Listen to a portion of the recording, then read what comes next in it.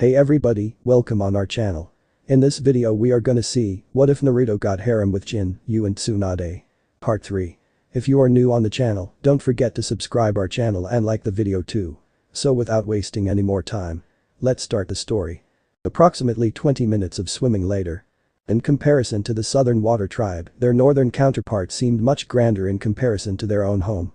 The entire encampment was like a fortress made of ice, instead of just a few flimsy igloos out in the middle of nowhere, which was Sokka's comparison to what the villages looked like side by side. There was a noticeable change in the very presence of Northern Tribe however, it seemed not only much bigger, but much more war-ready and noble in comparison to the meager defense and peasant life of their counterparts on the other side of the world. Upon their arrival in which they were welcomed with open arms, Sokka was quick to note the presence of a silver-haired beauty, whose azure eyes looked even more tranquil than the water itself.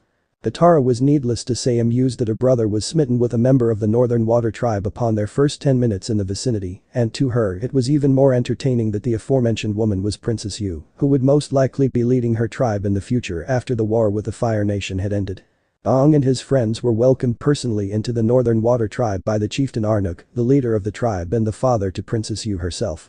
The Avatar's arrival had been expected and welcomed, unlike many other places in the Gong's previous travels, where the Avatar was seen only as a coward who abandoned the world out of fear 100 years ago. While this had often been seen as Fire Nation propaganda, many people had truly come to think in such a way, something that saddened and disheartened Aang deeply.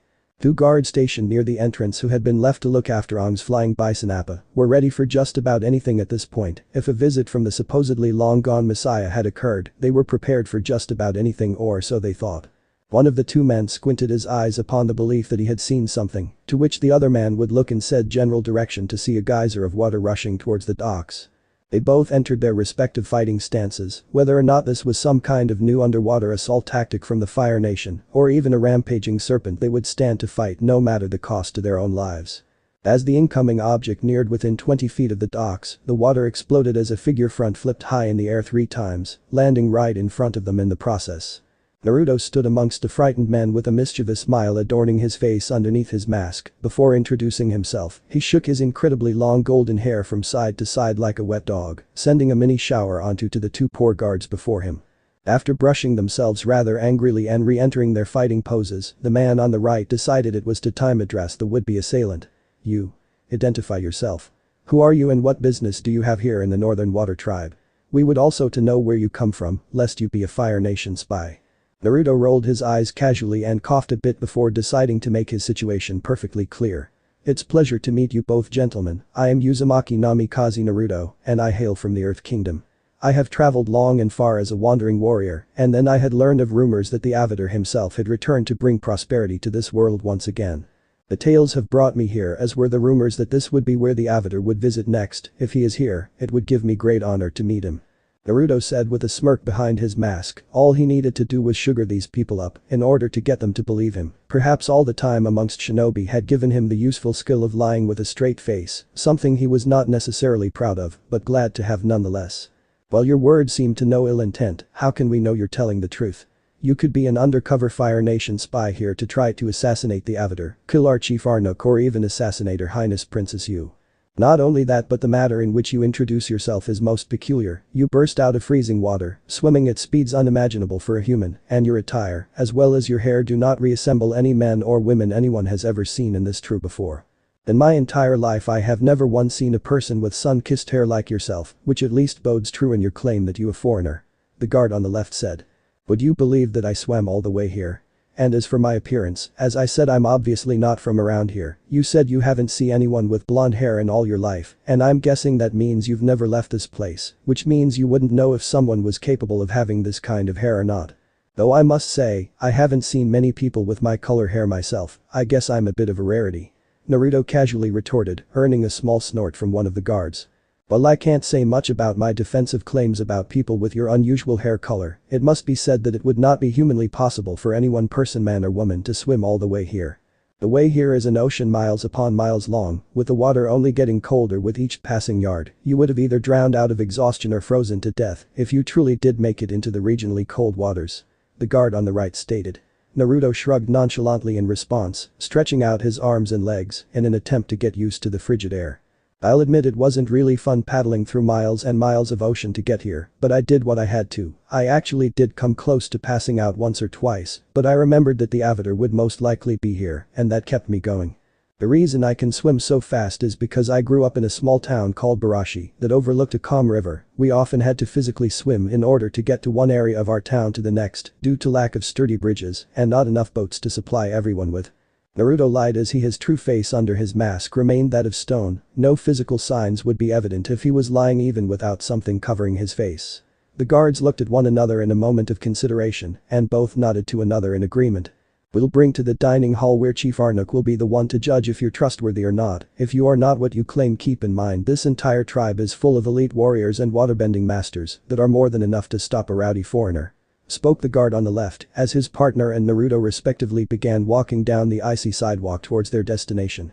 Naruto couldn't help but smile underneath his mask out how easy it was to infiltrate this village. It was almost too easy in his own mind to be going off without a hitch. He half expected for several shinobi hidden in the shadows to launch an ambush at any moment, but then he remembered that this wasn't the age of shinobi anymore, but the age of benders. The sage smirked as he saw the faces of those he passed. Several men, women and children looked at him like he was some type of strange creature. The guard spoke at least some truth about his matter of appearance, which it was most peculiar in today's standards in regards to what normal people look like, something Azula and many others had made evidently clear to him many times before. The dark-skinned men and women who he passed looked upon his garments and most likely his hair in both suspicion and awe. While the arrival of the avatar had been expected and welcomed, this new visitor was a mystery and a possible foe. Seeing the color of their skin amongst the populace, Naruto thought of a link to their ancestry to be Kumagakure due to the darker pigmentation of flesh. He quickly dismissed this theory however, considering how Kumo was the land of lightning, and these people mainly controlled bodies of water, something that more often was to be related to the Nin of Nami no Kuni, but the land of waves bore no icebergs or frigid temperatures like this land did. Naruto had often heard of smaller villages that bordered near the north and south poles that he never had the chance to visit in his past life, so it was most likely that these tribes were descendants of them. The blonde remembered that such groups of people, while mainly separated from the events of the world itself, were often called Inuit or Eskimos by the people of his past. Perhaps the same terms existed in this new world, but he decided not to test such a theory, out of fear of being waterbended a new rump. As the trio of men entered the royal dining hall, the guards stood in awed silence as they bore witness to a marvelous spectacle before them. A ceremony to welcome the long-awaited avatar was currently being performed. An elderly man with slivery white hair led his friends in a spectacular display of elite waterbending prowess. The aged warrior was recognized by every man, woman and child of the Northern Water Tribe as Master Paku, the greatest waterbender of their tribe and close friend, as well as advisor to their own chieftain, Arnuk. Naruto's eye followed the rhythm and complexity of the waterbending before him, to which he himself would admit that there was no doubt the group performing such arts were all equally talented warriors. Such a natural command of Kai over water without the use of jutsu was usually rare even in his own time, but it wasn't an impossible feat to be sure. A high-level jonin or an experienced Anbuop who had been trained in water release styles could most likely perform what he was seeing now. It didn't take long for the young sage to deduct who was most experienced in the group. Naruto knew it had to be the eldest out of them all. He had a stern look on his face that demanded respect and commanded a great deal of power. As he stared at the elderly man from afar, he was at first reminded of his own dearly departed sensei Jiraiya, but was quick to note that the aura of this man seemed different than that of his old master. It was rougher, more rugged, and most likely less friendly or as casual as what Jiraiya had been. The only advantage he could think of was that the old man before him most likely did not have the Iro Sanin's perverse nature as a part of his own personality. As he and the guards walked forward closer to the ceremony where they could be seen, several heads turned to look at them only for many eyes to be drawn to Naruto out of almost immediate curiosity. Two girls who were currently seated caught Naruto's attention slightly, as his one good eye drifted from watching the waterbending underneath his mask to watch them through his peripheral vision. They were both dark-skinned as he had come to expect, but the main difference lay within their physical features. One was dressed in an urban-style blue dress befitting a peasant, with her hair put into little loops which he found oddly attractive. Another similarity between the two was that they both had soft but firm blue eyes, but understandably they lacked the animalistic slit that was present in his retina. The other girl dressed in a much more royal style of clothing that was easily discernible from the aforementioned girls, but an oddity about this one was that her hair was not even remotely close to the black or dark brown colors of her fellow villagers, but it was a reflection of the moon itself, a silvery beautiful white. Naruto noted this as particularly odd in his own mind, not just due to the fact that her hair was so much different than the others around her, but because of her age, that she bore such an opaque feature. Most people he had seen in his own time that it apparently had not changed from what was currently the present was that usually only elderly people possessed silver white hair, fondly remembering his Jiraiya-sensei as the best example. In his own time there were sometimes people of a younger age that bore a sort of silver white hair, but such people were rarities within themselves. There was the passionate swordsman who had once allied with Sasuke, Hazuki Suigetsu, and then there was one of the Sound Four, who had a sort of grayish white hair, Kimimaro. Naruto remembered that his own Kakashi had a darker shade of silver hair, in which a member of Akatsuki, Haiden, had in common with the Sharingan warrior. But the most likely noble girl to the side of him bore the whitest hair he had ever seen in his entire life, and even clearer white than Jiraiya's. It had become apparent that the combined girls staring had attracted the attention of others next to them who were seated as well, most notably a male Water Tribe teen and a bald boy, dressed in what appeared to be robes suitable for a monk. The boy who sat next to girl with hair loopies had a noticeable portion of his own hair tied up in a bun in relation to keeping a warrior-like look. He dressed in the same manner to the similar-looking female next to him, a much more peasant look adorned his clothes, a small boomerang and club tied his waists. As Naruto had come to expect thus far, this boy seemed to be eyeing him with skepticism and suspicion as other villagers he had passed had done, but he shrugged it off to get a better look at the balding male whose eyes were also studying him. The noticeably younger male was dressed in robes similar to what Naruto himself had to adorn in reference towards his time studying the sage arts on Mount Myaboku. The cloth reflected a certain art of both tranquility and balance, imitating the robes of that traveling monks would wear in the shinobi age as they embarked on their journeys to achieve nirvana. A peculiar-looking staff was draped around his back, but even stranger were the noticeable markings that bore themselves on the youth's forehead and fists, all three of them looking similar to arrows pointing in their respective directions. I don't think it takes a genius to find out that that's probably the Avatar kid. He stands out amongst these people like a sore thumb, almost as much as we do. I'd agree with you there, Kurama. You think we should have enabled a genjutsu that makes us look a bit more normal in comparison with these people. We're already gonna have to tell them one hell of a fib, not that that'll be of any consequence or difficulty mind you. Nah, we shouldn't have to cloak ourselves for stuff like this, even if it is a reconnaissance mission. Better to have the people of this world see us for who we are than hide in the shadows during your days as a nin. Besides, just like when we show off what we can do, it's always funny to see people react to our actual physical appearance, given how strange we look to them. Any thoughts on the Avatar so far, Kurama? Sense anything unusual? Are you kidding, kid? Look at this guy, he's a talking toddler to old-timers like you and I. This is the guy who's supposed to be the self-proclaimed messiah to save the world from the tyranny of our homeland. This is a joke without a punchline, kid. What say we just flatten the little twerp right now and save Azula the trouble? No, this a reconnaissance mission, Kurama, reconnaissance. I'm supposed to spy on these people, not murder them. We talked about this already, remember? I was hoping I could change your mind. And what was that about calling us old-timers? I thought you'd never admit to being old, Fox. You know damn well I could be your 50 times great-grandpa before you were even 10 years old. How do you think I feel about reawakening from at least a 5,000-year coma into a world where jutsu and ninja are practically non-existent? It won't be fun to slaughter people anymore if they can't even put up a good fight. It's not either for me either, kid. The entire world I knew is gone, and for the record, I'm just gonna shut out the slaughtering people comment. Hey, if the Avatar disappeared for 100 years and this kid is supposed to be that same Avatar, how old would you say he is, Kurama? I'd say about 112 tops chronologically. As I said before, we're both old farts compared to this kid, no matter if he's older than everyone here excluding you and I. I've got at least 4,000 years on you, kid, where you have at least 5,000 years on this little gaki. That would make sense, he's like me in that aspect, I guess. We're both much older than we actually appear. You're only as young as you feel, kid. Even though I'm chronologically old, I feel spry as hell. My sentiments exactly, Kurama. As the waterbending ceremony concluded with a monumental display of skill and finesse, there was literally no one in the room not clapping. Naruto himself clapped lightly to get on the good side of the guards on each side of him. Deciding not to wait any longer and to be noticed at long last, Naruto walked over to the man not as elderly as the one leading the demonstration, but a great deal older than the youths who had locked eyes with him before. Due to the fact that he had walked past the vicinity of the guards, they were quick to try to restrain him before he got within 12 steps of their chieftain, only for one to be thrown to the left casually and for the other to judo flipped over the blonde's right shoulder. A few gasps echoed across the hall as several waterbenders, including the eldest man, stood in front of their chieftain, ready to attack this strange newcomer at any waking moment. You'll have to forgive me for that small display of physical violence, Chieftain Arnuk. Your guards were starting to get a little too touchy-feely for my own tastes. Allow me to introduce myself. I am Uzumaki Namikaze Naruto, a villager from the small town of Barashi of the Earth Kingdom. A pleasure to make your acquaintance. Naruto said casually, his arms crossed as his robe slightly fluttered as a breeze passed by. There seemed to be tension in the hall now, many suspicious and wondering eyes looked upon the peculiar visitor with much question. The eldest man stood forward amongst his pupils, gazing at Naruto with a rather disdainful look. Forgive us if we don't seem to be hospitable, but people rarely address themselves to Chieftain Arnuk without first being addressed themselves. Not only that, but they do not casually use violence on our guards when they are restricted from approaching our leader. Paku answered in a demanding tone, while the sage reacted with an almost challenging smirk in response. As I said, I'm not one for being detained, regardless of who is doing it and for whatever reason. As I have stated before, I am of foreign nature to your tribe. I have come here seeking to meet the Avatar. My usual nature is that of a traveling warrior. When I heard of the return of the Messiah of this world, I made it my duty to seek him out.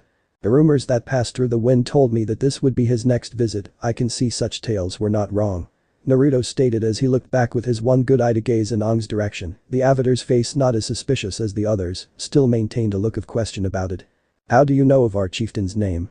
You could be a Fire Nation spy sent here to either assassinate Arnuk or the Avatar himself. Your physical appearance is enough to draw question. Paku almost angrily retorted, to which Naruto laughed in a cast-off manner in response, infuriating the waterbending master further. Brushing his hair out of his face, Naruto turned his back to Paku and to the attention of the table where the Avatar and his company were sitting. I learned the name of your chieftain from your guards, who sought to detain me immediately upon my appearance. I can only imagine the word of the Avatar's travels gave you time to welcome him with open arms given his status. While I have been treated only with suspicion thus far, it is understandable given how I would say I am very physically different from most people. But it is not entirely inexcusable. Tell me, elderly one, are the people of this tribe so openly hostile to foreigners? I know you have a right to be suspicious of me and my intentions, but your actions seem a bit xenophobic, to be precise. Naruto quipped in almost arrogant tone, much to the QP's delight. While the sage himself had no desire to cause immediate trouble with the group he was supposed to be spying on, he couldn't help but poke fun at their faults while he had the chance. Before Paku could open his mouth to defend himself, Arnuk stepped forward from the guards who defended him, ready to address the newcomer.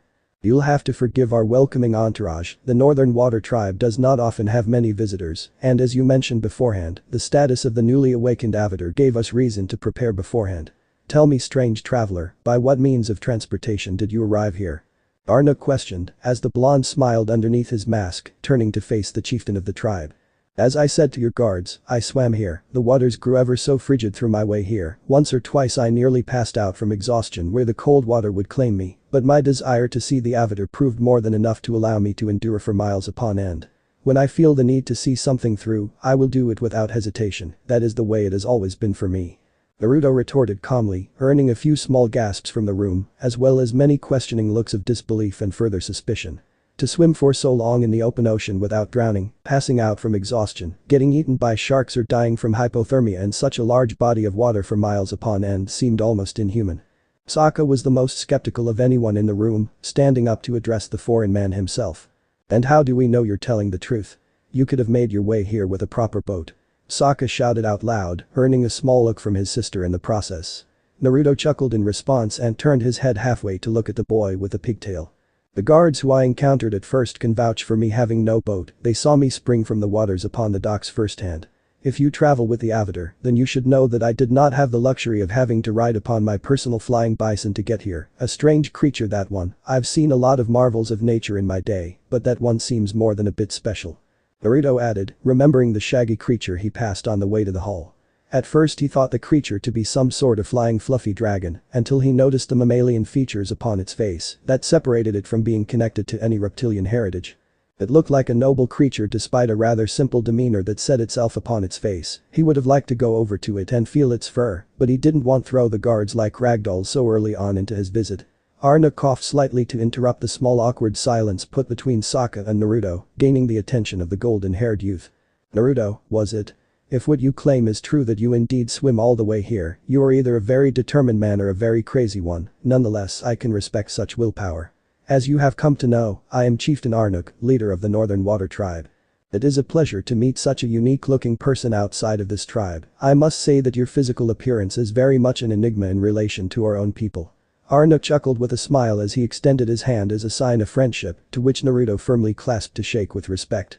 Paku rolled his eyes at his chieftain's typical trusting behavior. The avatar was a noteworthy exception to extend humility and respect to, but for such a strange-looking foreigner to show up announced with no attempt at earlier word of an expected arrival shouldn't have been accepted so gingerly.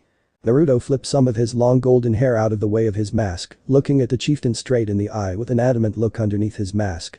"Chieftain Arnuk, it doesn't take an observant eye to know that ever since I've entered this tribe, I have been looked at very strangely and with much suspicion. This is excusable given my rather peculiar appearance and having no relationship with either water tribe whatsoever.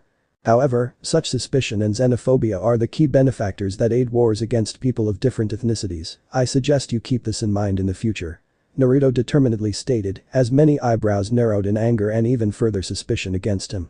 Paku was the strongest among them to glare at Naruto, something the blonde returned with his one good azure eye. You herself did not know what to think of this strange man, rather wanting to know himself than judge him solely on the fact that he was a foreigner. "You should hold your tongue, boy, such direct impudence to our chieftain himself is near inexcusable, especially for one outside our tribe," Paku stated angrily, but Naruto did not falter. "It is not impudence, if anything it is the exact opposite, it is wisdom. I've given your chieftain advice on how to deal with people outside of his homeland. Perhaps if more people have followed what I have stated, the war with the Fire Nation would die down a bit due to a time built upon considerable patience and respect for a person's heritage, regardless of ethnicity," Naruto retorted with a small bit of fire present in his voice as Paku's glare on continued strengthened under Naruto's words. "As a show of good faith to this tribe, under your permission, Chief Arnuk, I would like showcase a demonstration of skill to entertain you all. Your previous ceremony was to welcome the avatar himself who now sits in your midst. Allow me to honor the strength of your tribe with my own skills," the youthful sage quipped, earning a challenge look from Paku.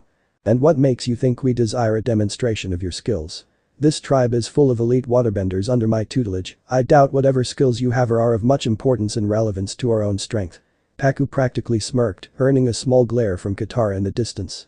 She did not want to judge the man she would come to ask to teach her further waterbending arts, but he reminded her much of the chauvinism her own tribe had displayed for a long while. Her brother had been much more of a sexist previous to their departure, but had grown to respect the strength of women, following their meeting with the Kaioshin warriors, led by a woman named Suki. "My father and mother, Abad and Nahana, are both an earthbender and waterbender respectively.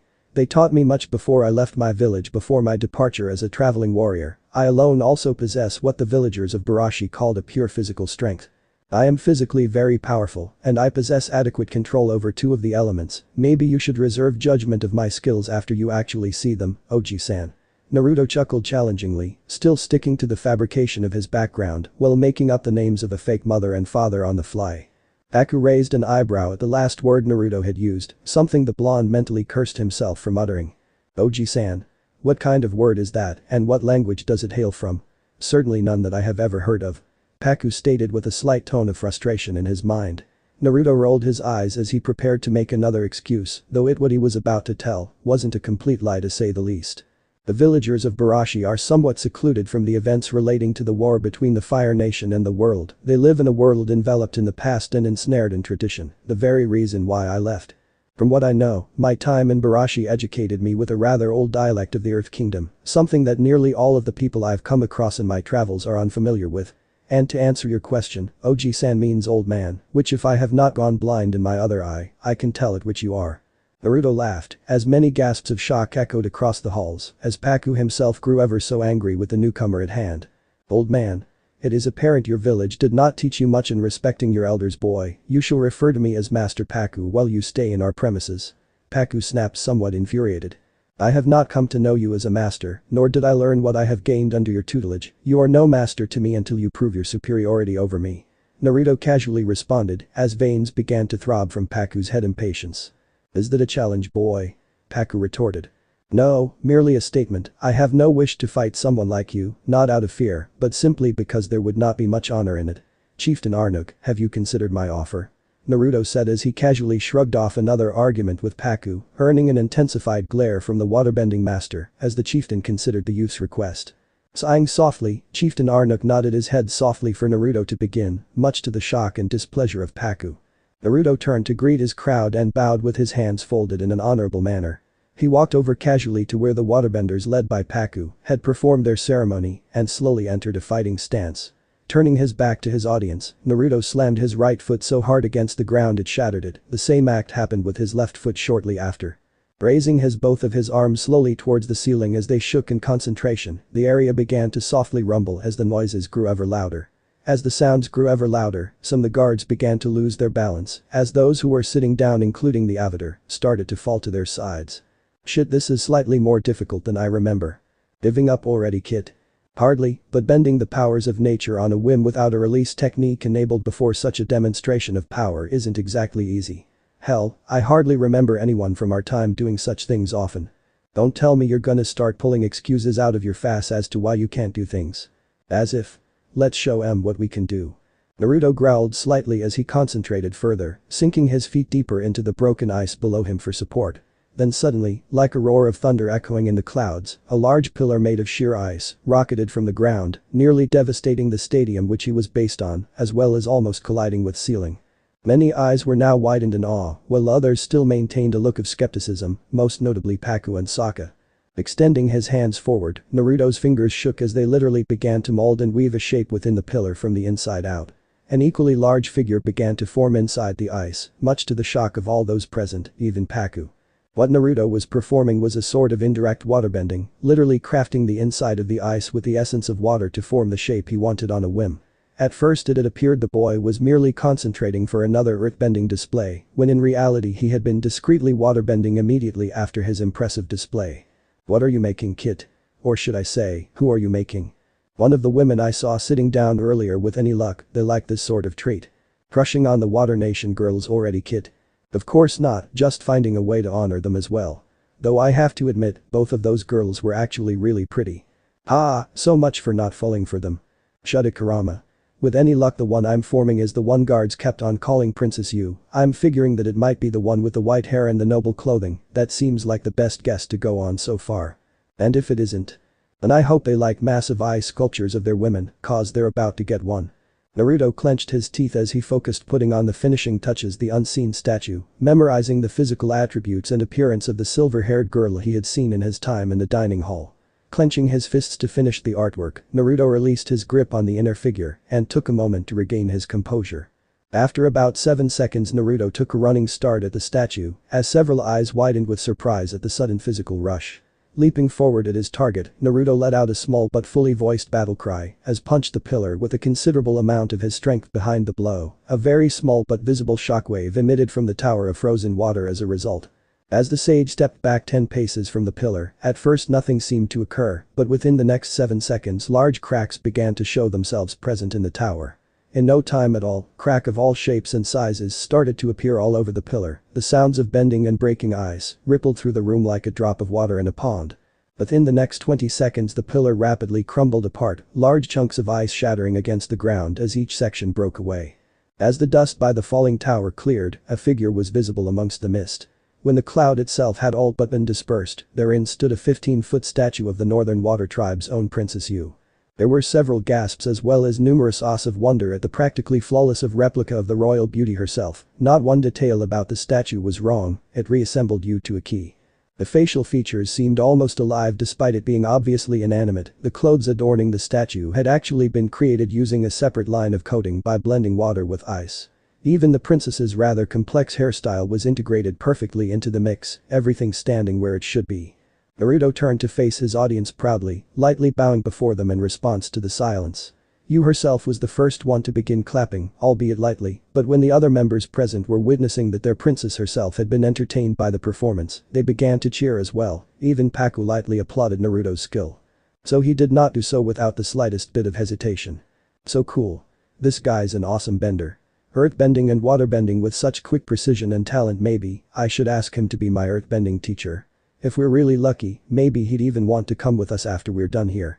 BFFT, I could have done that if I could earthbend or waterbend or bend at all, whatever. That certainly was quite impressive. Apparently this guy wasn't bluffing when he said he was talented in earthbending and waterbending, but how in the world did he waterbend that statue from the inside out? I didn't even think something like that was possible. Maybe Master Paku can do it, but I'm not sure if he could shatter a pillar of that size with one punch alone, which also proves Naruto's physical strength is quite prominent as well. Such were the thoughts of the Avatar and his entourage. Naruto hadn't looked any of them directly in the eyes as they pondered his skill, but he could just imagine their surprise to begin with. The girl with the white hair seemed particularly impressed by Naruto's performance, which would quickly prove to be a benefactor in his favor. Arnuk walked up to Naruto while slowly clapping, bowing lightly to the sage out of respect, to which Naruto returned the gesture with a similar kowtow. It appears your strengths were not false claims, Naruto. You truly do have all the talents you described, of both bending two of the arts and possessing immense physical strength as well. Not only have you proven to me that you are indeed the warrior you claim to be, you honor me and this tribe by presenting a gift as lovely as this, a statue carved of earthbending and waterbending together to create an exact replica of Princess Yu, my very daughter and future leader of this village. Arnuk smiled heartily as he bowed to Naruto once more out of respect, to which the sage looked at you out of the corner of his azure eye. The chieftain's daughter, huh? Looks like your deduction was correct, kid, and a thumpin' good guess it was too. You lucked out for once, boy. I'm surprised it sat so well with him. While some fathers would be impressed by such an action, others would probably be pissed that I used my powers to create a replica of their daughter. I don't why he would be angry. It's not like you made the statue ugly or insulting or anything like that. And besides, it's not like you're hitting on her yet. But you really have to come to the assumption that I'm trying to get with her. I'll admit, she's very pretty and most likely a good person if her father is this nice, but I'm not trying to sweep the princess of her feet or anything like that. Well, given that the fact that you were supposed to have 9 wives back in our time, I've pegged you as something as a mortal playboy. Gee, thanks. Hey, the most powerful demon of all time just acknowledged you have significant prowess over the opposite sex. You're probably the first and only mortal who will ever receive such a compliment. Be grateful for it. You make a good point, thanks Kurama, for real. Naruto began to walk over to the now standing Princess Yu, who herself was pacing towards the blonde's direction. As their paths met, Yu looked up at the tall figure and stared at the azure and pale green eye underneath a rather intimidating mask. The princess bowed lightly out of respect, much to the shock to some of the royals and Paku himself. Naruto placed his right hand against his chest and bowed in return, staring into the azure eyes of the white-haired beauty. Thank you for your demonstration, Naruto Uzumaki Namikaze. The skill you've demonstrated is most talented. The combination of two of the arts in such unison I have never seen before. It was a wonderful demonstration. Nor have I ever witnessed such physical strength before, not even from our mightiest warriors, and being able to create a statue from within waterbending is equally impressive. I also must thank you for your gift. You didn't have to make a statue of me though, you could have made one of anyone here, but I don't mean to sound ungrateful though. Once more, thank you. Yu said softly, her blue eyes staring into the stranger's face.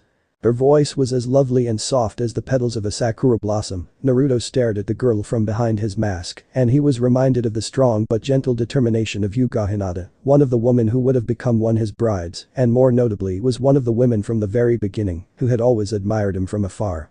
The thoughts of his pale-eyed mistress both hurt and enthralled him. He blushed slightly underneath his mask, while thinking of his Yuka lover, remembering her fond embrace all too well. You are too modest, NaruHarem. Well, it is good that you have a sense of self-modesty. Always remember that you yourself deserve as much praise as anyone else. You'll have to forgive me though, NaruHarem, I wasn't able to replicate your shape completely. While I will admit that my own work is impressive, it is but a flawed duplicate of the original model, which if I may so is much more beautiful in comparison.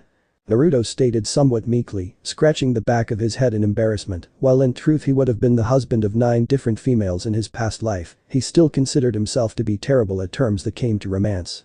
The sage also remembered that when he gave compliments to a woman he had thought he loved, Haruno Sakura, he squinted in remembrance of the painful beatings he had taken when he uttered a word of praise. Naruto wasn't one to judge, but he didn't think Yu would be the type of woman to slug him when given a compliment, even if it was a half-assed cheesy one. Despite his own doubt of his way with women, the silver-haired princess now displayed a deep blush of her own, somewhat daunted that the mysterious man had complimented her so. She would never openly admit it, but she often desired a straightforward romance. So many men of her tribe had never been open with her about their feelings due to the watchful and often overprotective eyes of her bodyguards, and many of the males were even meeker in approaching their own chieftain to confess their feelings for his own daughter. Aku had continued to glare ever so eagerly in Naruto's direction for trying to step outside his station, while Sokka also shot off a look that contained skepticism and a hint of anger, but it's his true intention with that of immediate jealousy. Well, biologically 112 years old, still had the mind of a mere child and did not exactly register any romantic tension due his childhood ignorance, while Katara on the other hand like anyone else had fully registered what was going on. She couldn't help but smirk and stifle a chuckle in response to her brother's quite obvious infuriation, but then she couldn't help but wonder if the blonde truly meant to compliment her in such a way, or it was in fact unintentional and a clumsy come on at best. Coughing lightly to break the tension and silence in between them, Naruto extended one of his hands towards the princess, to which she took without hesitation, as the two shared a firm but gentle handshake. After the physical contact had passed, Yu looked up to the foreigner with question in her eyes. Excuse me Naruto, but what does Harem mean? Is that another word of the dialect that your town of Barashi used? I only say such things because like Master Paku, that is another word that sounds most unfamiliar. Yu stated gently to the sage, as Naruto smiling behind his mask the whole time. You are correct to assume that word belongs to that ancient language, in Barashi the term Harem means princess, which factually, you are. I not only used this term to be correct in my standing to you, but as a compliment as well. As you can imagine from my description, Barashi was not exactly a village adorned with nobles. All the villagers of that town including myself do not have any royal status whatsoever, so usually calling someone Harem, usually a girl mind you, would be a term to show respect and sometimes endearment. Naruto finished calmly. Before Yu could open her mouth to respond, she was interrupted by a rather cumbersome cut-off from a certain southern tribe boy. Keep your hands where I can see 'em, pretty boy.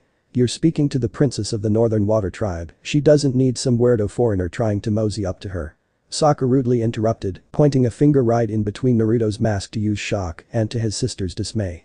He was quickly pulled away by the ear by his sister who proceeded to practically chuck him down in his seat and give him an icy glare before turning to face Naruto. You'll have to forgive my brother Sokka, he unfortunately learned his manners from more than half of the men at my tribe before they went off to fight. Such traits include a chauvinism that is recently starting to decline within him, but more prominently rudeness to complete strangers. Allow me to introduce myself, my name is Katara of the Southern Water Tribe, as I said beforehand, you've already had the unfortunate honor of meeting my brother Sokka, and this is Avatar, the newfound protector of this world. The young Inuit woman said, gesturing to her scowling brother, herself and throughout the midst of her sentence. Was the next one to introduce himself, greeting Naruto with a customary bow and looking up at him with rather curious childish envy. How did you do that stuff you displayed just a moment ago? It was really awesome. Your parents must have been really good trainers in order for you to harness such skills. Somewhat energetically exploded, startling Naruto a bit as he casually took a step back. He knew his skills were impressive in the standards of the benders of this time, but he honestly didn't expect such a small display of his power to have this big of an impact. That and the fact that the person who was made out to be the scourge of the earth by Azula seemed to be even more of a child than he had descriptions of beforehand. It seemed more than 100 years of being absent from the world had not influenced this boy's maturity. The persona he was displaying so far reminded him much of a combination of his deceased friends Rock Lee and Konohamaru. A rather chipper little savior, aren't you? Naruto joked as he squinted his eyes observing the boy's mannerisms, to which rubbed the back of his head in an embarrassed fashion. Yu attempted to get another word in, but was interrupted once more by Sokka who this time remained seated. Just a question tough guy, what are you wearing that mask for anyway? Sokka inquisitively asked, receiving the almost expected narrowing of eyes from Katara. To hide my face, I thought that's what masks did. Naruto casually retorted, earning a small chuckle from Yu and Katara in the process. Tried to stifle a bit of a snort at Naruto's rather blunt answer, but had to let off a small giggle despite Sokka's continued infuriation. Cute, I thought I was the only person who used sarcasm. The southern warrior replied. I wasn't being sarcastic, you asked a question, I gave you an answer.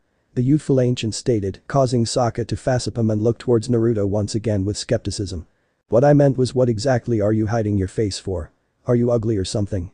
Sokka snorted as began to snicker, earning a smack to the back of the head from his sister. The blonde laughed casually, sighing slightly at the boy's rather moot point. Naruto himself remembered when he had thought the same of Madara even before he had begun to question his false identity as Toby, of who was behind the mask and what they looked like to begin with. And even when his true name had come to be known and the mask had been shattered, he had admitted that the end result was a bit anticlimactic to what his own expectations. Behind all that power, ingenuity and bravado Uchiha Madara, the real identity of the one called Toby, was nothing more than a bitter and resentful old man with an unfulfilled grudge against the world. It would have been funny if it wasn't so pathetic, but Kurama had laughed about the irony of it regardless. Funny, I had processed the very same thought about people who wear masks in my earlier years of traveling. What I learned is that sometime what you expect to be under it can either a very astonishing secret or a very anticlimactic build-up. If I had to give an opinion about myself under this mask is that I don't consider myself to be a handsome rogue per se, but just a bit over what females and some males think of physically attractive. Naruto stated in a modest tone, not wanting to come off as an arrogant prig in front of any of the inhabitants of the Northern Water Tribe, especially their princess. Well, at least you're level-headed about your appearance, unlike a certain someone I know. Katara added smugly while smirking at Sokka, who proceeded to stick his tongue out in retribution. Naruto chuckled softly, but then noticed that there was a certain closeness between himself and Princess Yu, something the guards had started to take note of as they began to walk to his sides, only to be stayed by Yu's hand. Pardon me for my physical intrusion of your space, Naruto, but may I ask a favor of you? Yu questioned, the sage nodding slightly in response. May I touch your hair? I've never seen someone with the color of your hair in all my life, nor have I seen a person's hair grow to the length yours has, as my father said, it is quite an enigma amongst my people. If you don't want me to, I understand. Yu asked softly, as Naruto's eyes shone slightly in his own further remembrance of Hinata, due to the modesty, beauty and almost shyness of this princess. I hate to intrude, but is it okay if I do the same if allow Princess Yu to? For curiosity's sake is all, my reasons are the same as Her Highness's. Katara commented, approaching the blonde at a similar physical radius as well. Unlike Sokka, who was currently fuming at Yu's early fascination with this strange foreigner, Aang didn't interpret Katara's curiosity as anything romantic, heck, even he wanted to feel what this guy's hair felt like eventually. I have no problem with either of your respective interests, you may both do what you want. Naruto replied calmly, earning small head nods from both Water Tribe women alike. Yu started feeling the long strands of golden locks between her soft fingertips on the right of Naruto, while Katara carried out the same motions on the opposite side of the mystery youth.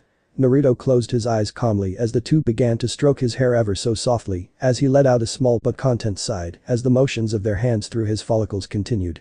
Many of the nobles were now giving Naruto questioning and even infuriated looks at how he managed to conjure such respect and curiosity out of their fair princess. While not smitten with the young man, she had certainly showed a fair amount of interest in him. After about half a minute of feeling Naruto's hair, the two women ceased their motions, both bearing satisfied looks on their faces. I take it I have satiated your curiosity, ladies.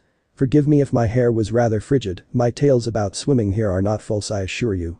Naruto said as he chuckled to himself, while had not swam the full distance he had claimed to have, he still considered swimming even a mile in the icy waters quite unpleasant, even with the QB's chakra coating his body with its heat. Thank you for indulging us, Naruto, and I must say your hair is quite softer than I expected. Given that it's so long and is rather spiky, I expect it to be quite frigid even when not introduced to cold waters, but its texture has surprised me rather pleasantly, I find it quite soft, silky even. Yu stated as she put a finger to her chin trying to describe the feel of it, as Katara turned to her in agreement. Yeah, I was just about to say the same thing, it is quite soft given its appearance, personally given how long and how much of it there is, I actually thought it might have felt a bit shaggier like Appa's fur. Katara commented while chuckling slightly, as Naruto gave an expression of mock hurt underneath his mask. So I am comparable in texture to your flying bison now? What an honor. Naruto said as he feigned being insulted, earning a bit more laughter out of the group, even Sokka had to chuckle a bit at the notion. Naruto focused his attention to Aang now, looking at him dead in the eye, with a certain tone of seriousness about him. Aang, wasn't it? I have heard many tales about you, Avatar, some marvelous and some demeaning, but even before your return I was familiar with your legacy. My own mother and father often told tales to the children of my village, that the Avatar would return someday to save the world and spread a light that would penetrate the darkness of war. I have come across rumors in my travels that you are not exactly a bending adept like your predecessors, most notably Avatar Roku. If such tales are true, I presume that you have come here to perfect your water bending from the masters here. Naruto inquired while once more half lying of how he heard of this Avatar's lack of experience. No one seemed to be making accusatory remarks about his background or if the town of Barashi was in fact a fictional location, so his string of white lies could continue unaltered for the moment. For the most part I think I've nearly got my waterbending down, I just need the skills of a well-versed waterbender to help completely hone my skills in that area. But in response to your earlier statement, yeah, my friends and I did come to here to hopefully find tutelage for me under the expertise of a master.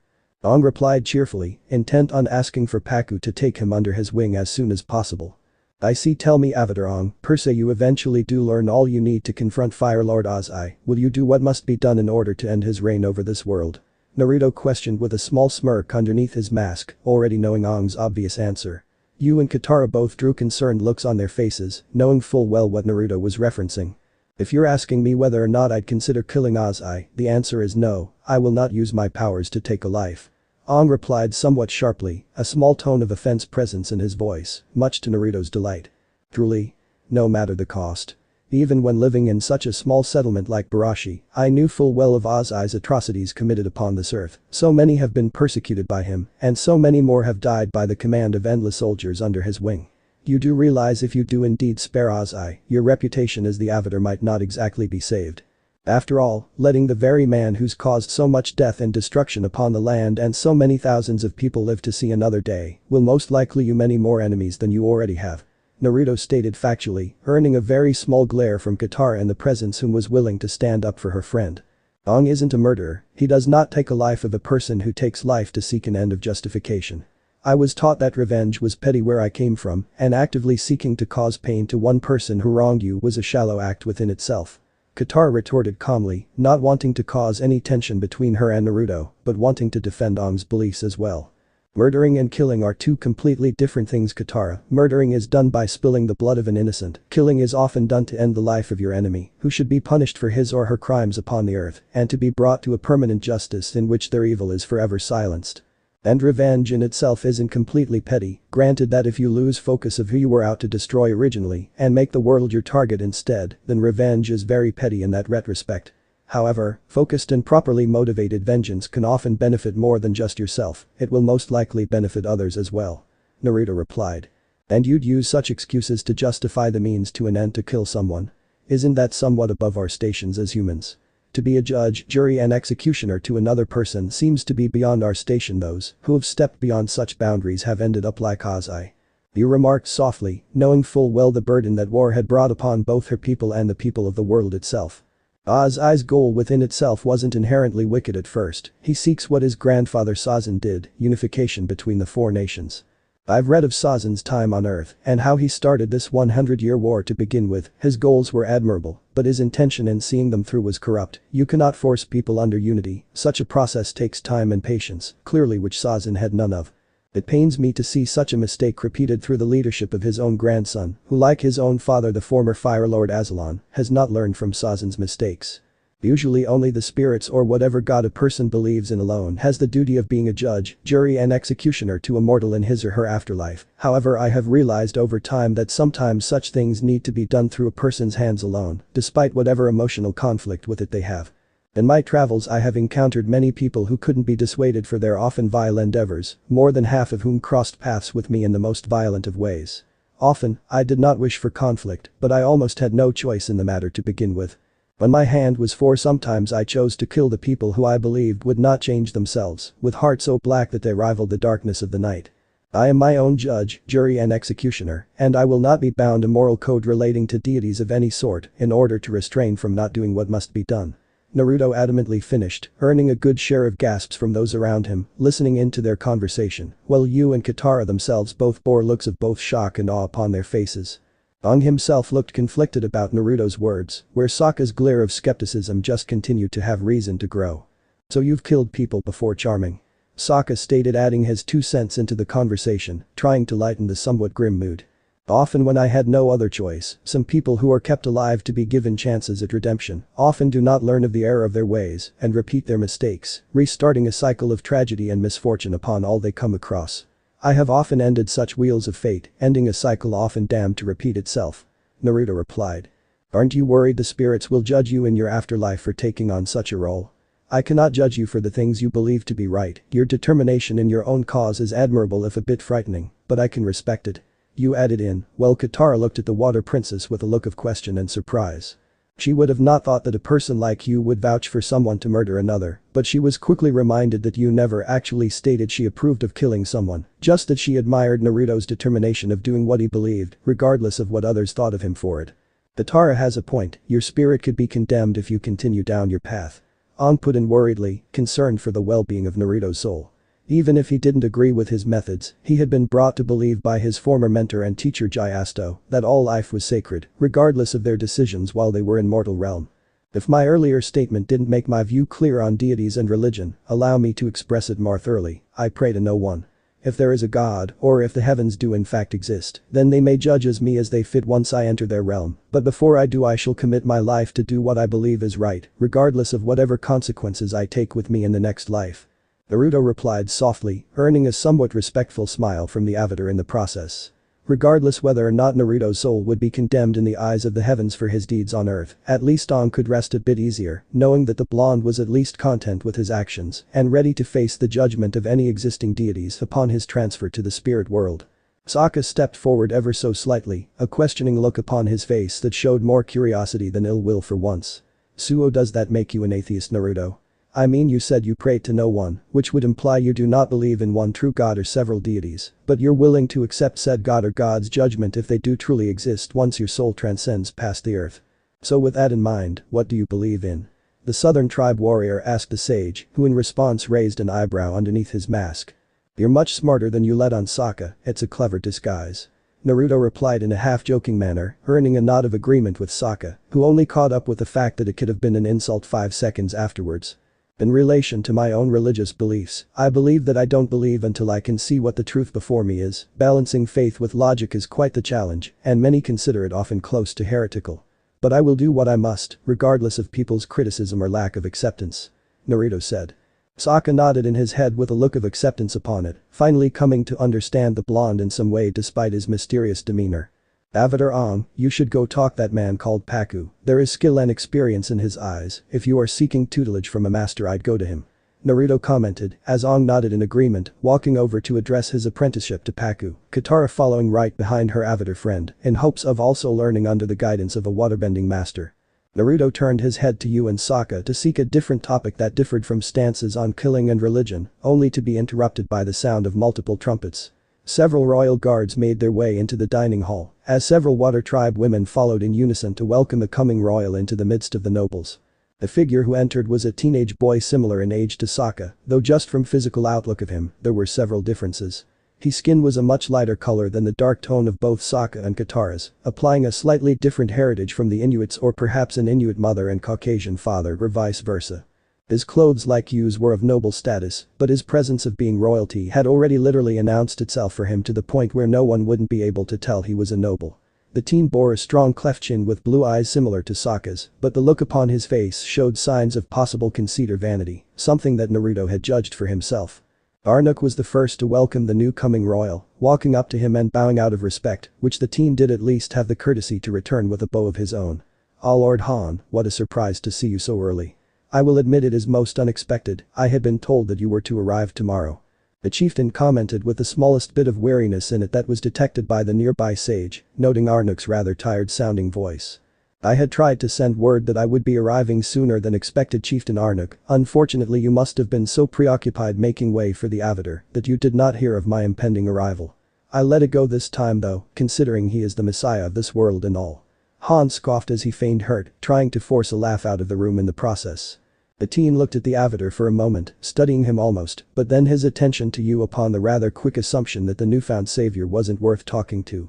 Han had expected a warrior of old, not a mere child, fighting alongside an avatar who would be Roku's reincarnation, had originally thrilled him, until he saw the rather jubilant demeanor of the boy who was supposed to be said avatar.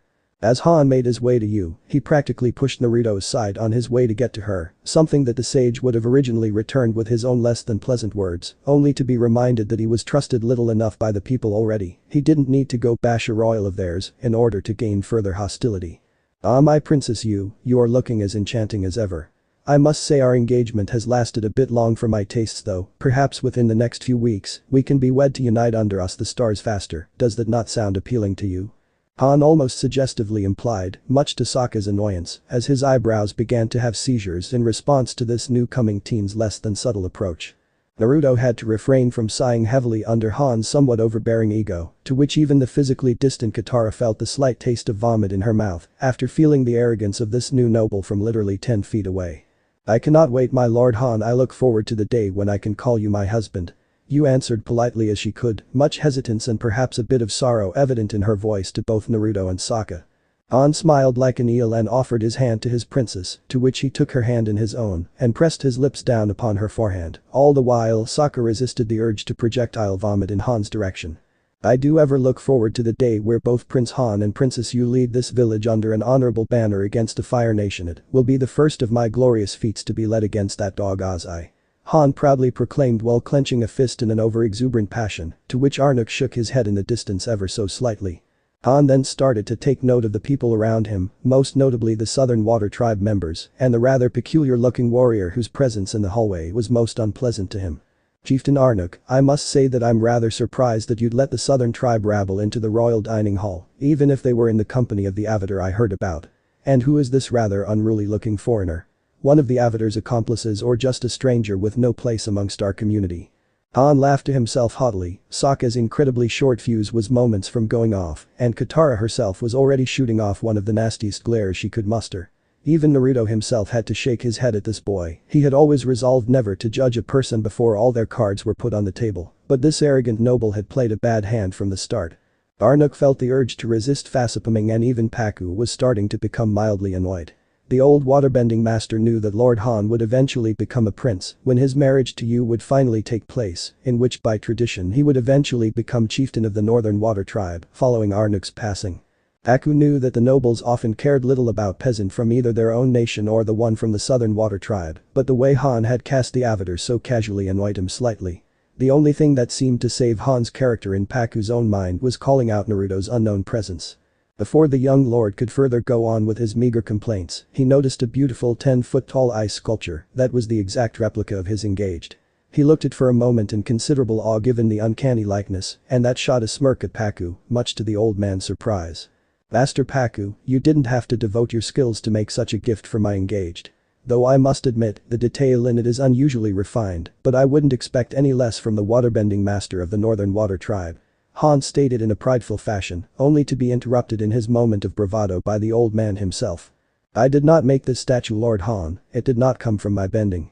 It was made by a combination of earthbending and some type of internal waterbending, the latter of which is very to witness even amongst our elite benders. I cannot take credit for this work. If you look to thank anyone, you may thank Naruto Uzumaki Namikaze, the unruly foreigner you mentioned earlier. The waterbending master replied, to which Han's head whipped in Naruto's direction upon such a statement. Naruto himself was a bit surprised that the old man had admitted it was not his work and was even more surprised that the esteemed master regarded his bending with praise. Perhaps Pakku did bear a sense of honor and modesty after all. Even if it was minuscule and hard to notice on the surface. Han looked at Naruto with a stare that threatened to pierce through ice, but Naruto did not falter, standing his ground with a blank expression behind his mask. If what Master Pakku says is true, then are you the one who has created this physical recreation of my Princess Yu?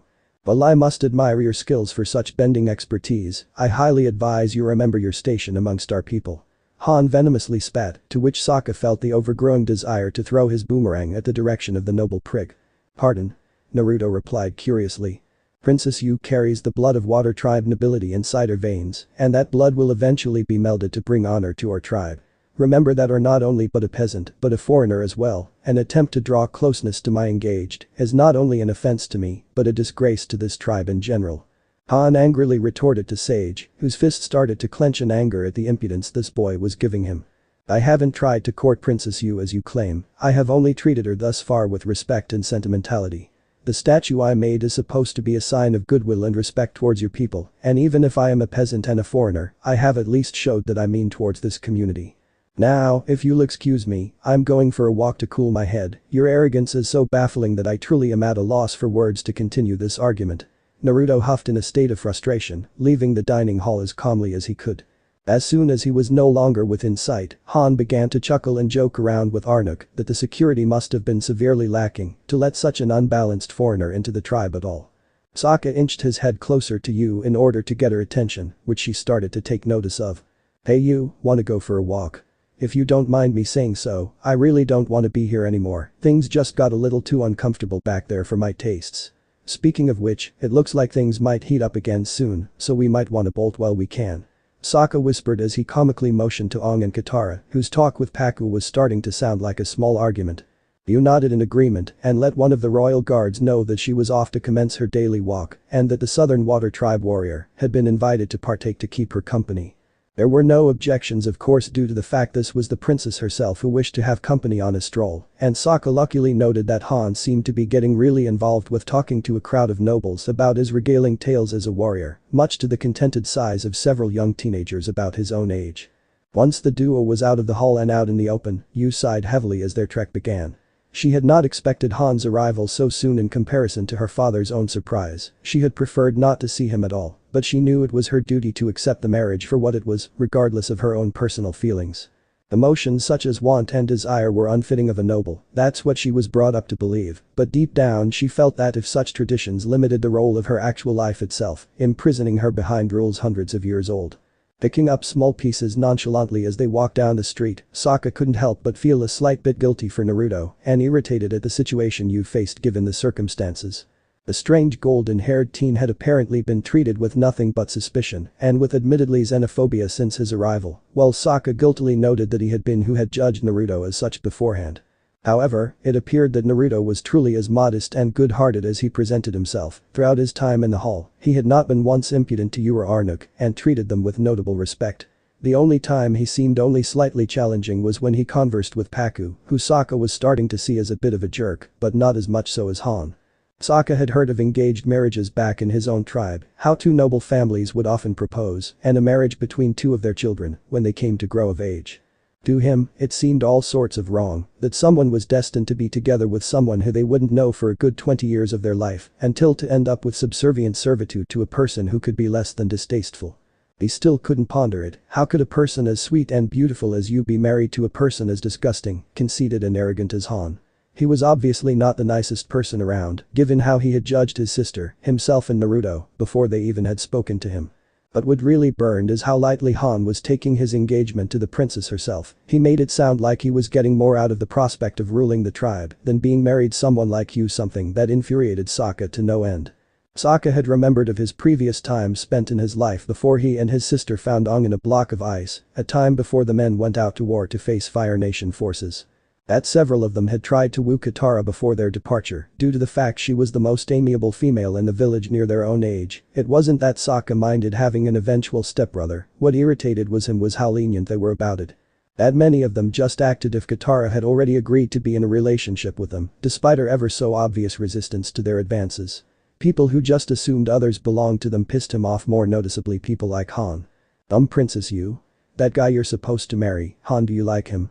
Sokka asked in a concerned note, wanting to get a straight answer from his princess regardless of his directness.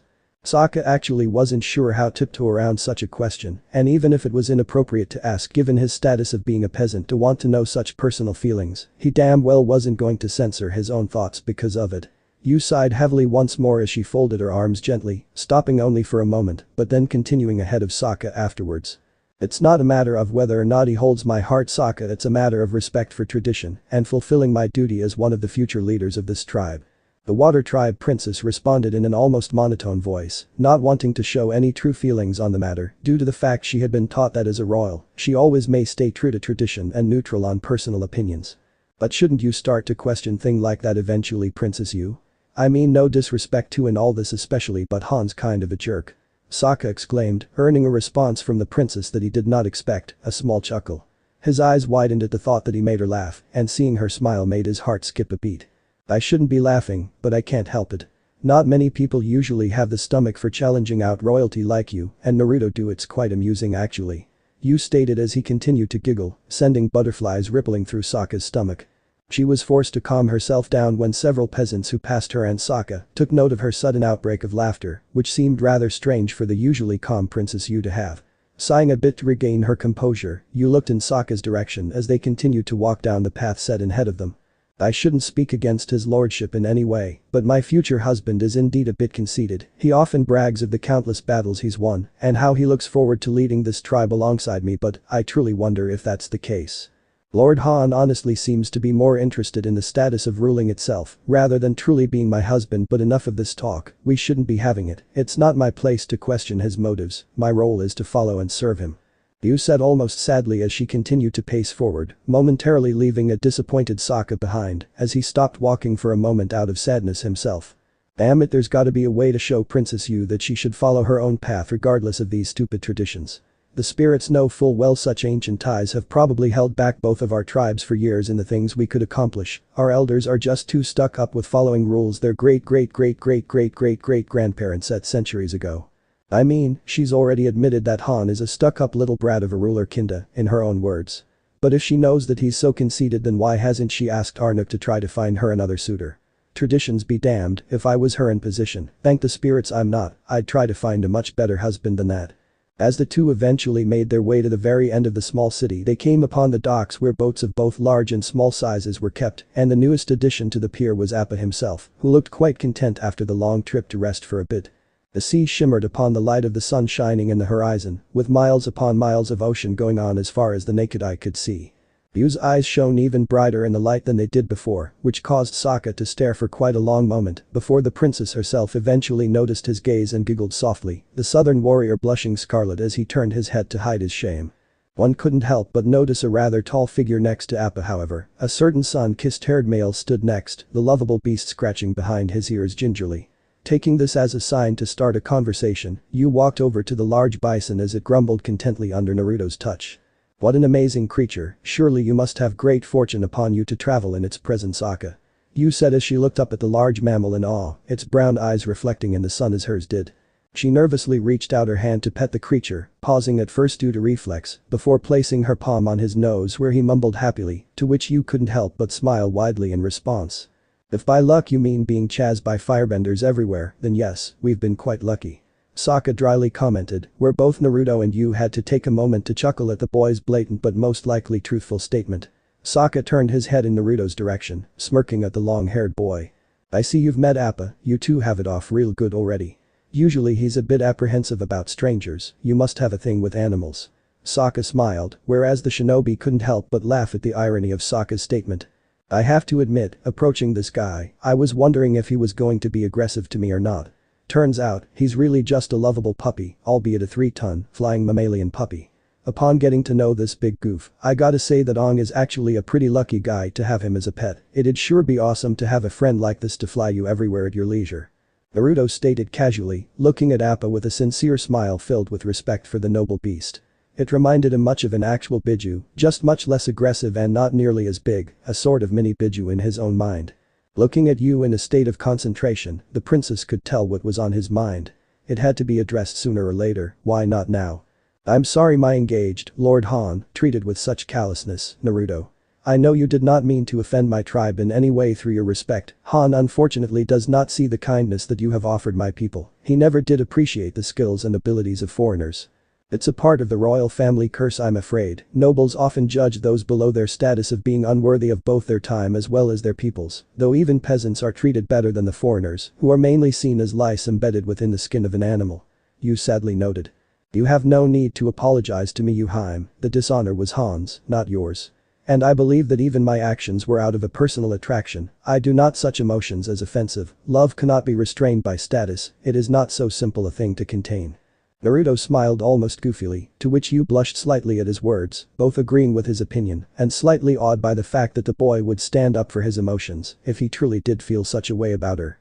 You aren't afraid of being ridiculed and mocked by the nobility? Yu asked inquisitively. Of course not, a title may instill status over a people, but man to man or woman to woman we are all of the same equal worth, not one of us is better than anyone else. And, if I truly did have feeling for someone of noble blood like you, I would not hide them. Love is not something that should be contained, nor should a person be ashamed of who they fall in love with. Naruto said once more, earning a slightly stronger blush from Yu in the process, but this one was more out respect than a physical embodiment of attraction. You are most wise, Naruto, and most kind as well. There should be more men like you in this tribe, and in the world in general, perhaps then this war would have ended sooner. I must admit, if I truly had the power to change tradition, my Lord Han would have not been made my suitor. Yu responded solemnly, earning a concern from Sokka, who gingerly put his hand on her shoulder to comfort her. He felt a little disheartened about hearing Yu's praise for Naruto, but to him what was more important was just making sure she was happy. Naruto shook his head from side to side, raising a fist clenched in determination as his other hand continued to stroke Appa. But you can change tradition, NaruHarem. It's all a matter of willpower and belief. People like you cannot be restrained by petty rules that hold back the prowess of what your future can be. If you're the princess, you should be able to marry whoever you want, and you shouldn't have to put with a self-entitled moron like Han as a partner for the rest of your life. Naruto said passionately, surprising both Sokka and Yu at the blonde's sudden outburst. So many times Naruto had seen politics literally screw over so many good people in his past life, he now had the resolve to change that. Are you sure I can actually accomplish such things, Naruto? For a princess to step out of her station would be seen as an almost heretical gambit, not to mention the fact that just woman speaking out place within the tribe is reason for ridicule. You replied, to which Naruto practically face-palmed at the thought that such chauvinistic preferences were employed by people who from the future, where he thought the relationship between men and women by now, would have been in even higher standing than it was in his time, instead, it had been downgraded considerably. NaruHarem, a peasant or princess can accomplish anything they set their minds to, it just takes the resolve to those things through, you are no exception to that rule. Plus, this whole women can't do things men can thing is really starting to get on my nerves, there were plenty of earthbending women back in Barashi who could wipe the floor with me if they wanted to. Naruto exclaimed, half lying about his past. Well, Barashi didn't exist, he knew full well that a lot of the women from his actual past could have decimated him in a fight in his former state, now however, was a different picture to be had. You paused for a moment, pondering Naruto's words for a short while, stopping only to stare at both him and the sunset in the distance. She smiled brightly as her head turned to the direction of the sage once more, looking much more content now than she had before. Thank you for your advice, Naruto, you've given me much to ponder. I'm not sure what I can do to change things around here, if I can change anything at all, but I will at least try altering some of the laws of this tribe when my rule is properly cemented into place. You replied gingerly, as both Naruto and Sokka smiled at hearing a refreshing statement for once in the day. Naruto yawned slightly and looked to the direction that the royal hall would be from where he was standing. NaruHarem, I'm going to go see how Ong and Katara's talk is going with Master Paku, if you two would want to come along, then are you most welcome. Naruto said, to which Sokka somewhat nervously scratched the back of his head. Actually I was thinking of asking Princess Yu if she'd like to go for a small flight on Appa's back since she's never flown before. You know, if she'd like to. Sokka said as he forced out an awkward chuckle. Naruto raised an eyebrow suspiciously at first, and then he couldn't help but grin when he realized what Sokka was trying to do. He's trying to court her even when we both know she has a fiancé. I don't whether he's brave or stupid. The same could be said of you, Kit, you're being a bit hypocritical right now. At least I have the skill to back up claims. I don't think Sokka is exactly what we'd call a formidable opponent, just look at him, I can tell you even before he draws a weapon his stance is sloppy. True enough, I suppose. Yu stepped forward to voice her objection, clearing her throat softly. Sokka, I don't think we should. Why not?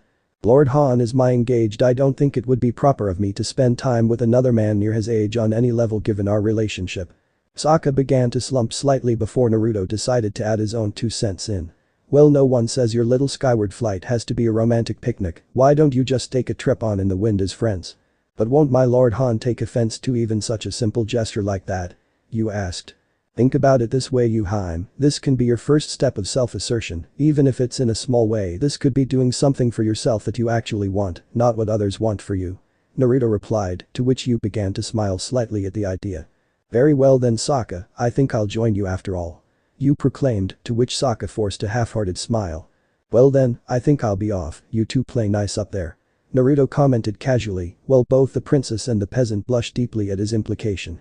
Gee, thanks Naruto, just as friends isn't really going to help me teach her that Han's an idiot and she shouldn't be with him. With your mysterious helpful guy performance, she'll probably start to fall for you instead. Girls always fall for the dark hero bit, Katara nearly did with Jet before she realized he was a moron. Naruto couldn't help but chuckle upon hearing Sokka's thoughts, to which the teens turned back to him in question, where he waved gingerly to cover up any suspicion. As the sage walked away, he couldn't help but glance over his shoulder to look at Yu upon Appa's back, who in turn had also turned her own head to look at him. Yu's blue eyes connected with Naruto's for about 30 seconds before Sokka finally managed to get Appa to take off, much to his delight. Such a strange man, but such a kind, wise one as well. No one has ever once tried to tell me I could be anything other than what my station demands, but he believes I have the potential to be whatever I seek to be. He isn't afraid of being singled out by the nobles despite being of no noble blood, and he follows the path he believes, regardless of mocked or ridiculed along the way. And as anyone could plainly see, he clearly possesses admirable power without flaunting it or even having an overinflated ego behind it. Kind, respectful, powerful, modest, wise, tall, and even a bit witty. If only Han possessed such qualities. Even if the potential Naruto believes I have fails me and I am forever positioned to be a figurehead amongst my people, I would have at least wanted the privilege to be a wife to a man like that someday in my life. It would have been much more honorable than what is to come. Yu's thoughts echoed across her mind, though the water princess was unaware that someone else had heard them.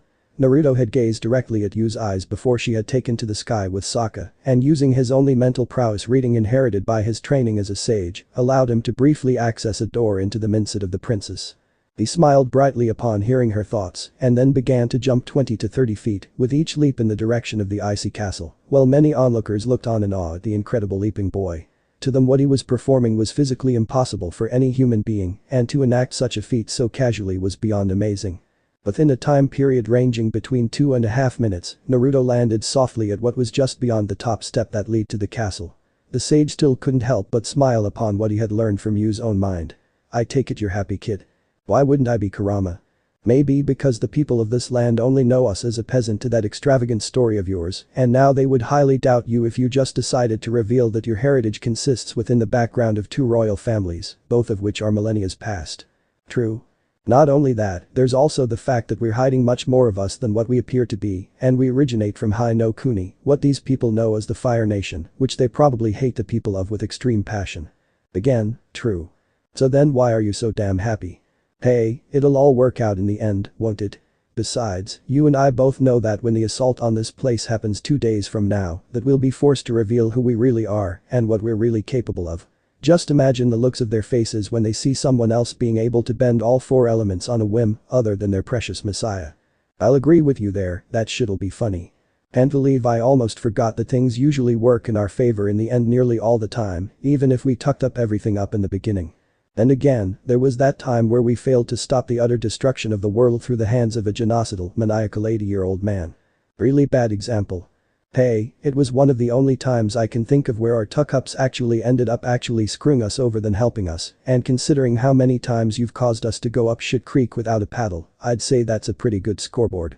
But that's one really big loss, wouldn't you say? Beggars can't be choosers, kid. I suppose what do you think about you starting to like me? She said if the strength you believe she has yet to inherit fails, that she would have liked to marry someone like you instead of Han. That doesn't mean she likes you explicitly. But doesn't that give off the implication that she'd at least be interested in me given the chance? I guess so, you know, if the first person who ends falling for you in this new world is a friggin' princess, then I gotta say, things cannot possibly go wrong for the both of us in the future. Glad to see we agree on that much at least. Hey, self-proclaimed messiah dead ahead, kid. Naruto looked up to see the Avatar Aang talking with Sokka's sister, with both teens looking rather solemn, though out of the duo Katara appeared the more troubled. Walking up to them, the two turned their heads at the sound of approaching footsteps, flashing a brief smile upon seeing Naruto's visage. Hey, you two both look kind of down, what's up? Paku not going to train to bend water more fluently? Naruto asked casually, with Aang shaking his head in quick response. No, he's agreed to train me all, I'm just a bit apprehensive about it, plus, there's another issue, Aang said as his voice trailed off, looking at Katara as he finished his sentence. Naruto shrugged and rolled his shoulders at Aang's statement and smiled slowly behind his mask. You're a bit apprehensive about what's to come under your tutelage under Paku, it's a bit understandable, given how much of a stiff the guy is. What's the other issue though? Naruto questioned calmly, earning an irritated and disheartened look from Katara. I knew when we came here it was of vital importance to find Aang a master to study under, but I hope to find one as well to improve my waterbending abilities as well.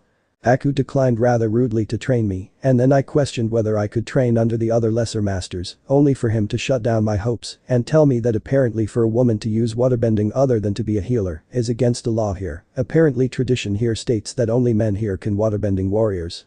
Katara said as she practically spat out her last sentence, to which Naruto could understand her anger.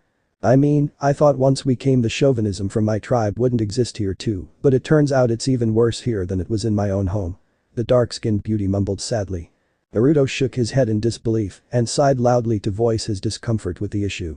What a load of shit, a lot of females from my village of Barashi were earthbenders, and some of them got pretty damn aggressive, more than enough to floor me given the chance.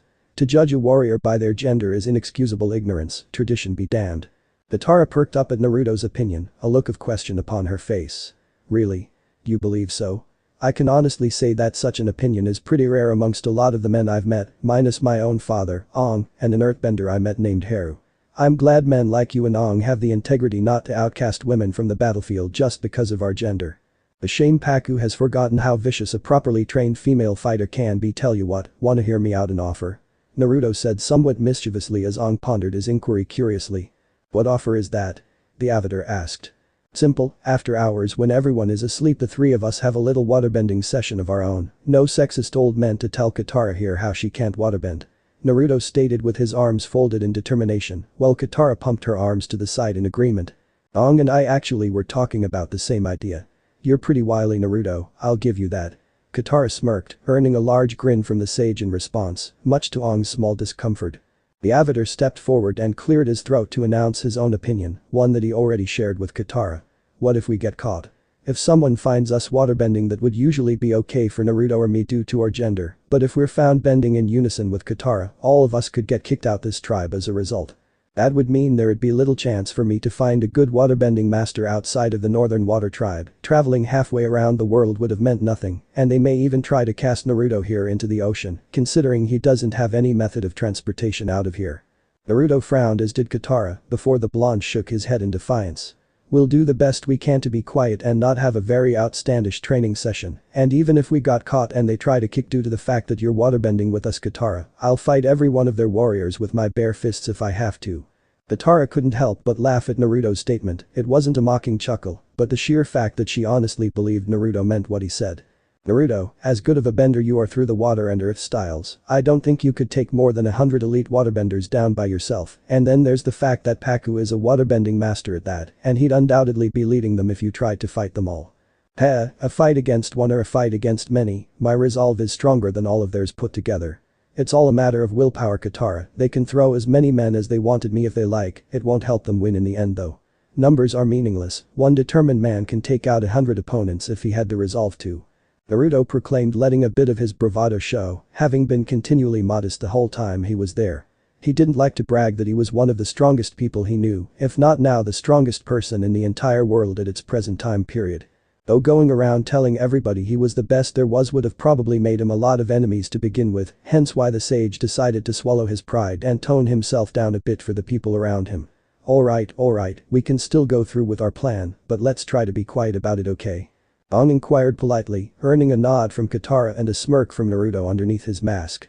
Let's just walk around till nightfall guys, it won't be much longer till it gets dark anyway.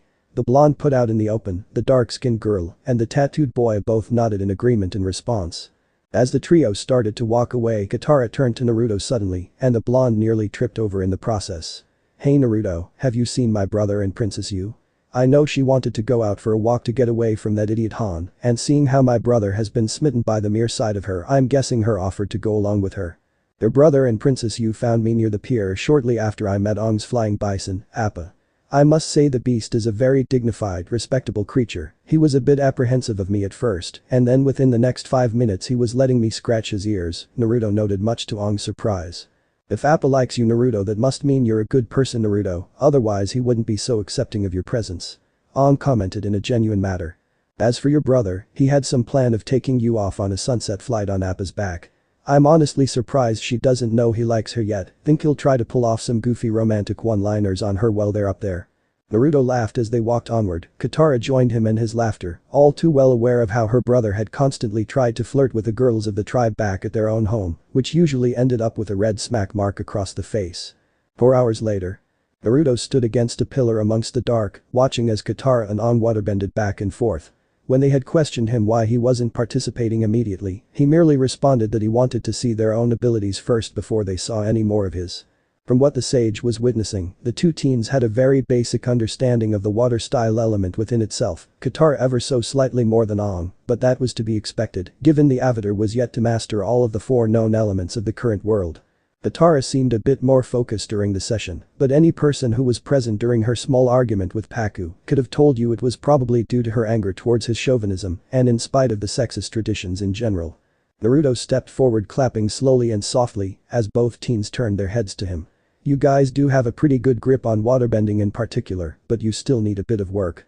That's why we came all the way here, only to have that belligerent old fart shut me down. At least Aang gets to be taught. Katara spat slightly, still fuming that in her own part, she had been shut down after traveling across one end of the earth to the other. Perhaps not, I could teach you a bit what I know of waterbending, things my mother Nahana taught me. Naruto exclaimed, while Katara's eyes widened in interest. Really? You do that for me? Katara asked. But of course, if some sexist old geezer isn't gonna teach you, I don't see why I shouldn't when I'm perfectly capable of doing so. Naruto quipped, to which Aang stepped forth to question him. But can your skills really measure up to a master like Paku? Even if he is grumpy, he's still a master. Aang stated. Naruto rolled his eyes, slapping his hands together back and forth as he prepared himself. I may not be a master, but I can sure as hell hold my own in a fair fight, sometimes even an unfair fight. Watch this and learn carefully. Naruto began to concentrate, humming in a very low note as he gained composure. He let out a very low sigh as water began building at the edge of his fingertips. As the condensation began accumulating, he whispered in a very low voice a jutsu he had learned from his time in Kurigakure. Sushin. Akuaburito no jutsu. Within seconds, a 4-foot-long blade of pure water formed from Naruto's fingertips, being kept in its sword-like yet lucid shape in place by the chakra of the blonde alone. The two couldn't help but gasp slightly as Naruto held the water in place. None of the water that had formed it was dropping to the ground, it remained solid yet fluid at the same time. Whoa, that's so cool. Aang exclaimed rather loudly, quickly being shushed by Katara out of fear of being discovered. How are you able to keep its shape solid like a sword, but fluid like water at the same time? It doesn't make any sense, it's a pure contradiction of physics. Katara proclaimed, earning a smirk from Naruto. That's pretty easy to explain actually, I'm using my chakra to hold the water in place as the shape I want it to be, but through my manipulation of the aquatic elements, I'm having it maintain a lucid shape rather than a solid one. Simply put, I'm using my own chakra to pressurize the water into a physical form, but not one of solid ice, I've given it shape without shape. Naruto responded as he moved his right hand slightly from left to right, demonstrating how the water would not fly from his fingertips, and he could control it at a whim. Katara grew another look of question on her face, to which Naruto expected when he used a word unknown to her. Chakra? Don't you mean Kai? I knew someone would ask about that eventually. Chakra is the hidden energy of a person's shape, it's much more potent than Kai, but not as bountiful in comparison to how much of it a person has. It's much harder to manipulate and strenuous to master completely. Many people don't even know what chakra is, because hardly anyone has the skill to employ it in battle anymore. Then how do you? Aang questioned. My father Abad was a traveling warrior monk of the Earth Kingdom's tallest mountains, before he fell in love with my mother Barashi. When their paths crossed, as a monk he knew much of chakra control, and he passed much of his knowledge down to me. Even though I nearly have chakra control down, I'm still not an expert at controlling it like my father was. The sage stated as his ocean of lies continued to grow, feeling slightly guilty about the fact that he had to give false information to anyone who questioned him about his past.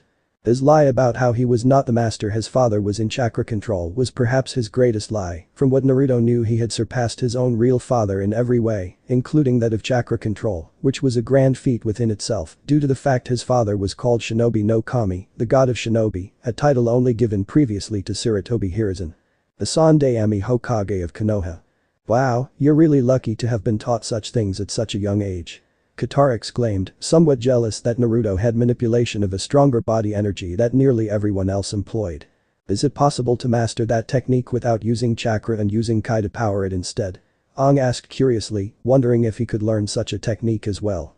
Naruto chuckled a little and moved the blade casually across the ground, watching in amusement how the pressurized water easily cut through the icy floor below them with little trouble. It'd be quite difficult to maintain this sort of technique with Kai alone, given how chakra is a much more potent energy source that allows one to manipulate elements on a greater level. Plus, I don't think you'd want to learn this technique due to your shared pacifism. If it can cut this easily the ice, imagine how easily it could cut through a person. One stroke would be the only attack needed to end an average man's life. Their faces quickly stiffened at the thought of directly killing someone, something Naruto had made plainly clear he had no moral dilemma with. As Naruto raised his hand up towards his chest, the lucid sword suddenly froze completely. The shimmering water that bubbled from Naruto's fingertips had connected to his hand. Katara and Aang looked on with a look of astonishment, while the sage himself didn't look the least bit pleased. How'd you do that? Another chakra-related technique? Katara questioned. If I wished to, I could have frozen the water pulsing from my hand, but I did no such thing. I suspect that we have a visitor. Naruto grimly added, looking up from where had detected a use of Kai. Standing there was Master Paku, bearing an angered, disappointed look upon his face. Needless to say, Katara and Aang were petrified that they had been discovered. Naruto, on the other hand, appeared more annoyed than anything. You three have disrespected me, my teachings and my entire culture. Paku said darkly, his eyes as cold as the ice he stood on. But you are no longer welcome here among this tribe or as my student, Avatar. I will see that Chieftain Arnuk send you and your friends on your way tomorrow morning. Until then you are to be confined to your quarters. The waterbending master spat as he interrupted Aang, who now bore a very disheartened look, while Katara herself gritted her teeth in anger.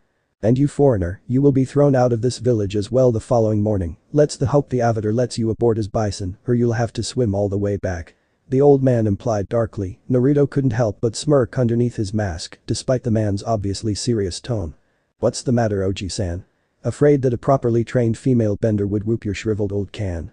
Naruto cackled, much to the horror of his two new friends. They knew they were already in trouble, but the blonde didn't seem to care in the least. In fact, he seemed to want to aggravate Paku even further.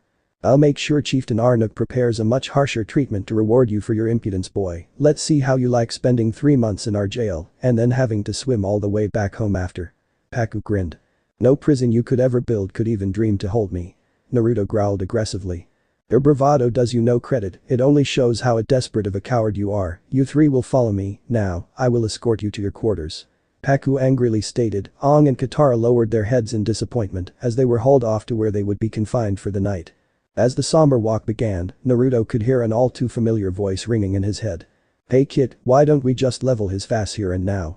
We can totally take this belligerent team down a peg. True, but remember, we're still on a reconnaissance mission, we will not expose ourselves no matter the cost. HMPH, fine, think we can teach him a lesson tomorrow though? You know, one that involves us kicking his wrinkled backside all over the village. That is a certainty, Kurama. Hehehe, excellent, looks tomorrow we get to have some real fun for once. Indeed, but let's cool our jets for now, we can lie in wait and rest for what is to come. Very well. Oh, and by the way kid. Yes Kurama. Hook up number 1 for our second life. Shut the hell up. End chapter. So this part ends here. If you want to see next part of this series, like the video now and share the story with your friends. Bye bye.